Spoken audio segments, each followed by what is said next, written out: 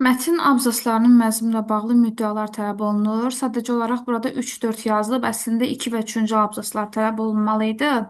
İkinci abzasımızda baxırıq ki, nədən söhbət gedir. Burada deyir ki, insanlıq əleyhinə cinayətlərin baş verməsi, bir-birini sevməyi, duymağı, başa düşməyi bacaran insanların olduğu cəmiyyətdə çətindir. Və belə insan yüksək emosional həssaslığı, empatiya qabiliyyəti ilə həddən artıq duyarlı olması ilə seçilən şəxsiyyət tipidir. Beləliklə, biz bu abzası bu şəkildə ümumiləşdirə bilərik ki, emotiv xarakterli insanların olduğu cəmiyyətdə emotiv xarakterli insanların olduğu cəmiyyətdə neqativ hadisələr, neqativ hadisələr baş verə bilməz. Bu şəkildə ümumiləşdirə bilərik.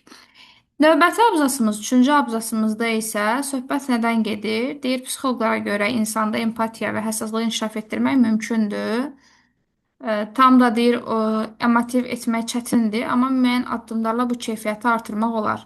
Yəni burada insanlarda empatiya hissinin ə, artırılması, inkişaf etdirilməsinin mümkün olması göstərilir. Elə yenə də bu şəkildə ümumiləşdirə bilərik ki, insanda empatiya və həssaslığı inkişaf etdirmək mümkündür. Elə bu cümləni müddəa kimi yazmaq olar.